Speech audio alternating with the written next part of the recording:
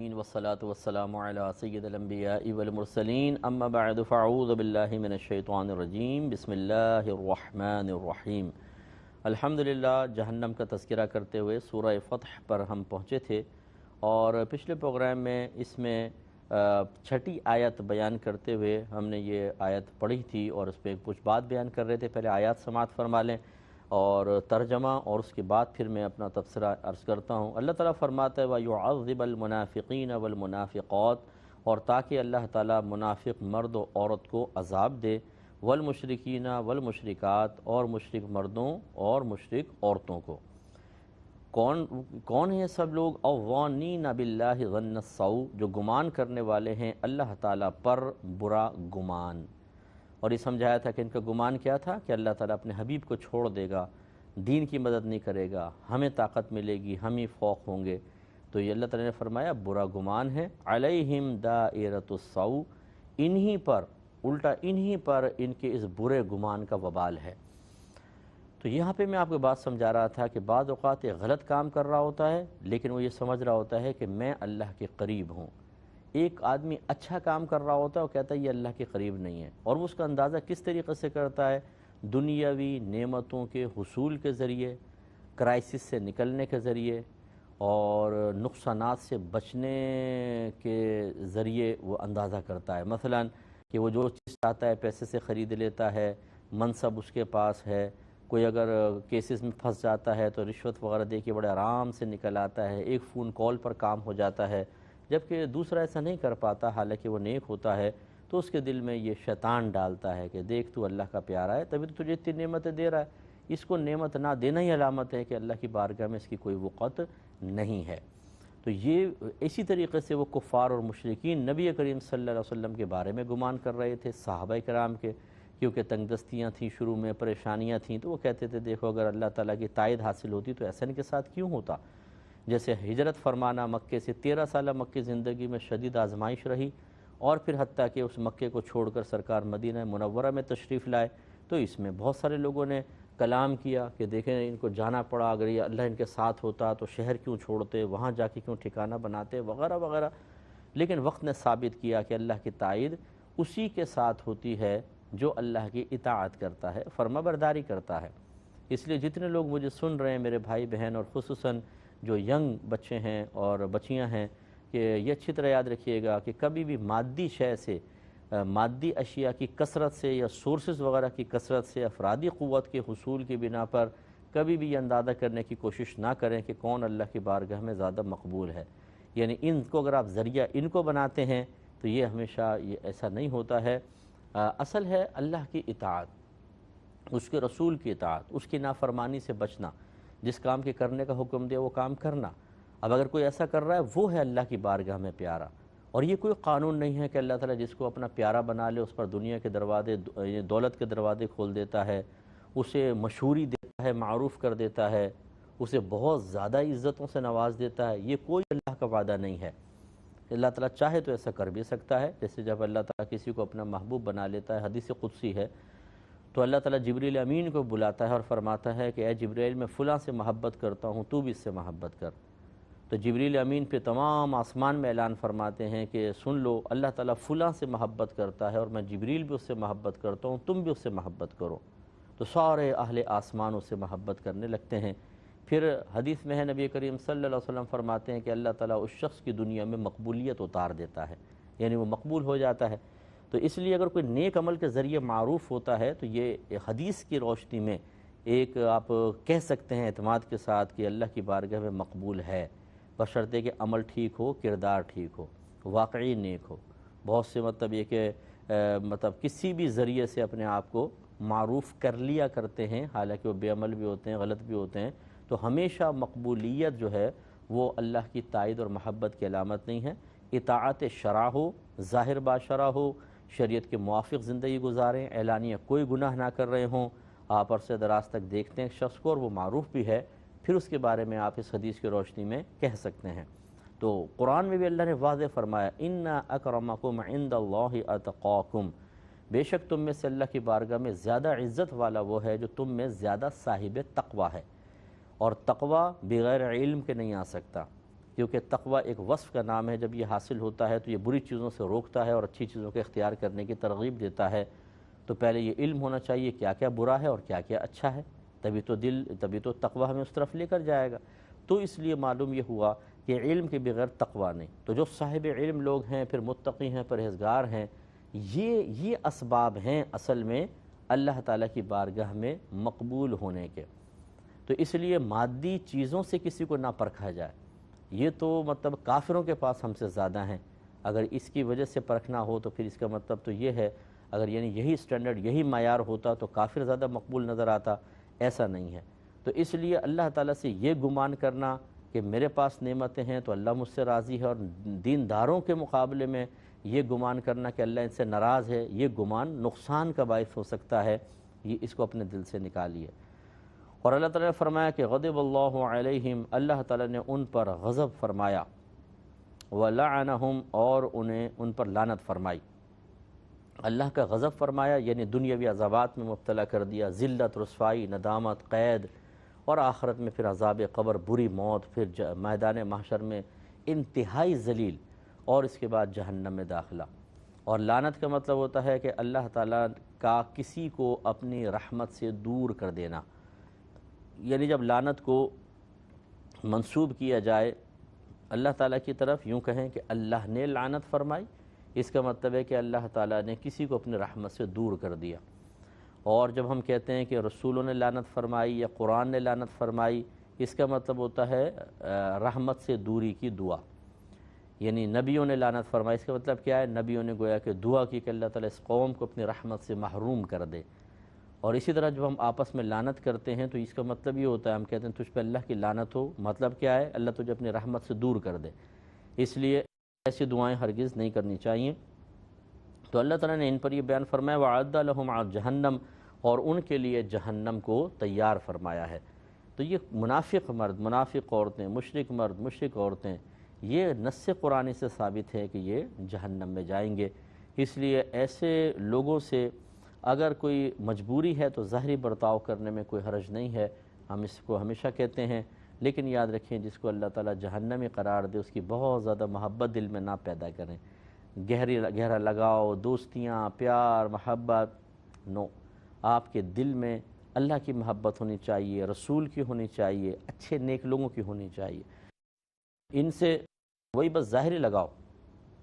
کبھی ایسا ہوتا ہے آپ یونیورسٹی میں پڑھتے ہیں کسی کے ساتھ، کالج میں، اسکول میں پڑھتے ہیں تو تھوڑی بہت دوستی ہو جاتی ہے، اور کلاس فیلو سے تھوڑی بہت محبت بھی ہو جاتی ہے، یعنی میں وہ غلط محبت کی بات نہیں کر رہا ہوں، مطلب دل مائل ہو جاتا ہے۔ لڑکے لڑکیاں جیسے ہیں، اچھی دوستیاں ہو جاتی ہیں، یاد آتا ہے کوئی دوست، ملنے کو دل چاہتا ہے، یہ مطلب ہے کہ ایک قریب زیادہ رہنے کی وجہ سے ہو تو ایک الگ بات ہے، لیکن ایسا نہیں ہونا چاہیے کہ آپ از خود اختیاری طور پہ زیادہ کلوز ہونے کی کوشش کریں، یہ چیز ٹھیک نہیں ہے۔ دیکھیے اگر کوئی شخص آپ سے آ کر کہے کہ یار میرے دل میں نا چرسیوں، موالیوں، شرابیوں کی بڑی محبت ہے، تو آپ اس کو برا سمجھیں گے یا نہیں سمجھیں گے؟ یقینی سی بات ہے کہ برے شخص کی محبت اچھی نہیں ہوتی ہے، اور سب سے برا وہ ہے جو اللہ کو جھوٹا کہے، اس کے رسول کو جھوٹا کہے، قرآن کو جھٹلائے، یہ سب سے برا ہوتا۔ اور منافق مرد، منافق عورتیں، مشرکین، یہ سب یہی کام کر رہے ہیں۔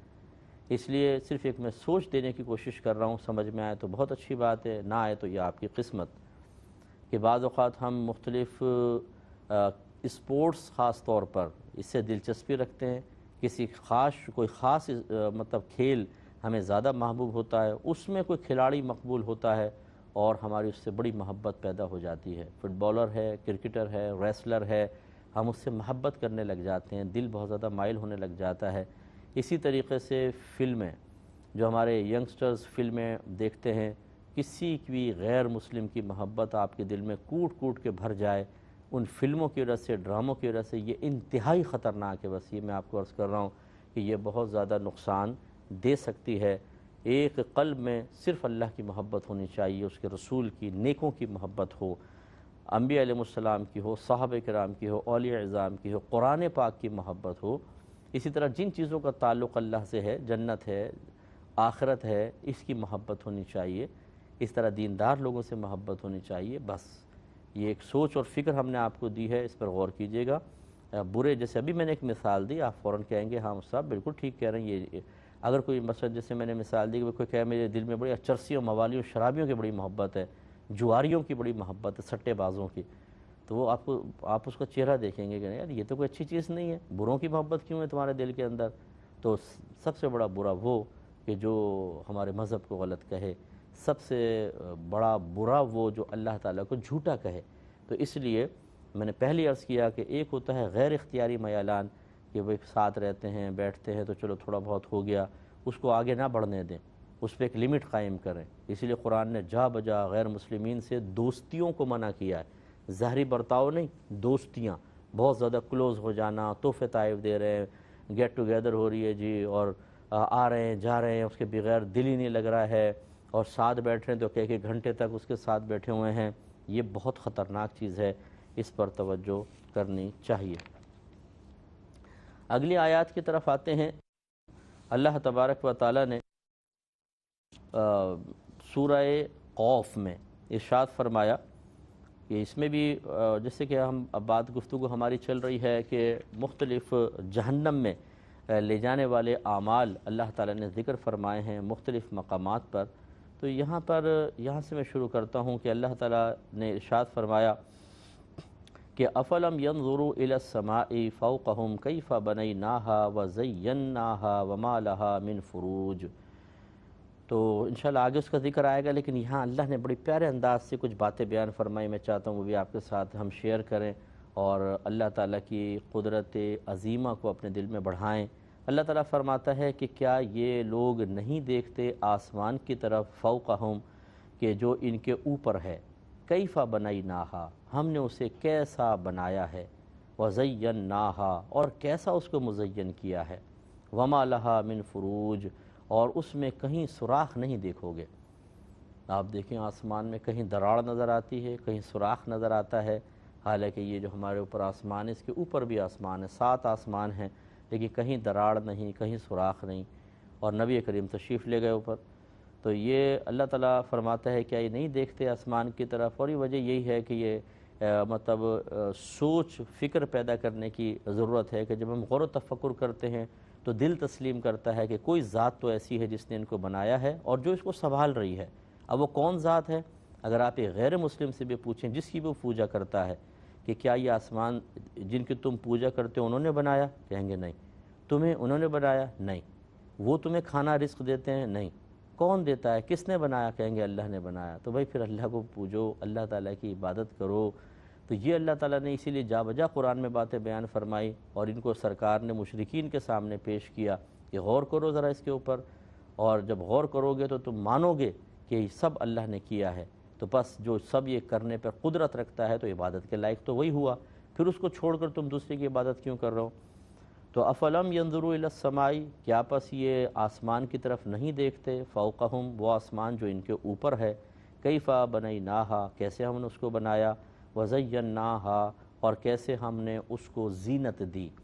دیکھیں نا آسمان پہ دیکھیں ستارے، کبھی رات گہری رات کے اندر خصوصاً گاؤں وغیرہ کے اندر اگر آپ کبھی بستر پہ لیٹ جائیں اور آسمان کی طرف دیکھیں، ایک دم سیاہ آسمان، اس پہ ستارے ٹمٹما رہے ہیں، کبھی کبھی کوئی چیز آگ سی ایک دم ایک طرف جاتی ہوئی نظر آئے گی، کوئی شہاب ثاقب ہوتا ہے اور سورج چاند چمک رہا ہے، اور اگر آپ تھوڑا سا مطلب کوئی ڈاکیومنٹریز وغیرہ دیکھیں تو سیارے ساکت کھڑے ہوئے ہیں اپنی جگہ پر، جیسے زمین ہے، دوسرا پہ مریخ ہے اور سورج کھڑا ہوا ہے، یہ آپ کو چیزیں نظر آئیں گی، ایک ہیبت پیدا ہو جاتی ہے، اور اس سے اندازہ ہوتا ہے کہ اللہ تعالیٰ نے کتنے بہترین انداز سے چیزیں پیدا فرمائی۔ والارض مددناہا اور زمین کو ہم نے پھیلایا، وَأَلْقَيْنَا فِيهَا رَوَاسِيَ اور اس میں بھاری وزن رکھ دیا، یعنی پہاڑوں کی شکل میں، وَأَنبَتْنَا فِيهَا مِن كُلِّ زَوْجٍ بَهِيجٍ اور اس میں ہم نے ہر بارونق جوڑا اگایا، چمکتا ہوا جوڑا۔ یہ انسان کے ساتھ بھی دیکھ لیں، جانوروں میں جوڑے ہیں، درختوں پودوں کے اندر جوڑے ہیں، میل فیمیل اس میں بھی ہوتی ہیں۔ تبصرۃ وذکریٰ لکل عبد منیب، یہ کیوں اللہ تعالیٰ نے سب کیا؟ تبصرۃ غور و تفکر کرنے کے لیے، وذکریٰ اور نصیحت کے لیے، لکل عبد منیب ہر رجوع لانے والے بندے کے لیے، یعنی اللہ کی طرف رجوع کرنے والے بندے کے لیے اللہ تعالیٰ نے تمام چیزیں پیدا کیں تاکہ ہم ان سے نصیحت حاصل کریں، تاکہ ہم اس پر غور و تفکر کر کے اللہ تبارک و تعالیٰ کو پہچانیں۔ اب یہ بڑی عجیب و غریب بات ہے کہ ہم الحمدللہ مسلمان ہیں، اپنے رب کو ماننے والے ہیں، پیدائشی طور پہ اللہ نے ہمیں مسلمان بنایا ہے، لیکن ہماری زندگی سے اخروی لحاظ سے اور دلائل قدرت پر غور و تفکر کا وصف ختم ہو گیا، یہ چیز ختم ہو گئی، یہ عمل ختم ہو گیا۔ ہم کھانا کھا رہے ہوتے ہیں، کبھی اسی پر غور کر لیں۔ میں اکثر دعوت دیتا ہوں کہ ایک بریانی کی پلیٹ آپ کے سامنے آئی تو غور کر لو یار کہ چاول بھی ہیں، پانی ہے، پیاز ہے، نمک ہے، مرچیں ہیں، گرم مسالہ ہے، مرغی ہے یا بکرے کی یا گائے کی ہے، یہ تمام چیزیں کہاں تھیں اور کہاں سے چل کر آپ کے پلیٹ میں جمع ہوئیں؟ کیسا اللہ کا نظام ہے۔ لیکن ہم تو بڑے بڑے نوالے لے کے ٹھونسنے میں لگے پڑے ہوتے ہیں، کیونکہ نظر ہوتی ہے اب دوسری ڈش کے اوپر کہ وہ گرم ڈش لا کے رکھی ہے، نئی ڈش ہے، اس میں بوٹیاں نظر آ رہی ہیں۔ کون تفکر کرے؟ تفکر کریں گے تو پیٹ خالی رہ جائے گا۔ یعنی ایسی ہمارے ہاں صورت حال ہے۔ چلو بھائی شادی بیاہ کے اندر اگر آپ مطلب دشمن کی فوج کی مثل اس پہ ٹوٹ پڑنا چاہتے ہیں، گھر کے اندر تو کبھی دسترخوان پہ ہم غور کر لیں، ایک ایک چیز پر انڈا کھا رہے ہیں اس کا ذائقہ دیکھیں، بریانی کا ذائقہ الگ، پائے کا ذائقہ الگ، چائے کا ذائقہ الگ، نمک کا الگ، مرچ کا الگ۔ یہ ذائقے کس نے پیدا کیے ہیں؟ ہمارے رب نے پیدا کیے ہیں۔ تو یوں جب ہم ان چیزوں پہ غور و تفکر کرتے ہیں، اللہ نے اسی لیے پیدا کی کہ ہر چیز سے ایک دلیل قدرت حاصل کریں کہ یقیناً ایک ذات نے اس کو پیدا کیا اور بڑی قادر ہے۔ کبھی آپ نے لیمو کھایا، اس میں مٹھاس آئی ہے کہ بالکل آم کا ذائقہ آ گیا ہو، اور آم کھایا ہو اور اس میں بالکل لیمو کی طرح ترشی آ گئی ہو؟ نہیں، ترشی لیمو میں رکھی ہے، مٹھاس آم میں رکھی ہے۔ چینی میٹھی ہوگی اور مرچ آپ کے زبان پہ رکھیں تو آپ کو چھلوا دے گی۔ یہ کس نے کیا؟ اللہ تبارک و تعالیٰ نے۔ کافر اس غور و تفکر سے آزاد ہے، تبھی وہ محروم ہے۔ مسلمان کو اس سعادت ہمیشہ حاصل کرتے رہنا چاہیے۔ اللہ تعالیٰ عمل کی توفیق عطا فرمائے، آمین۔ وآخر دعوانا ان الحمد للہ رب العالمین۔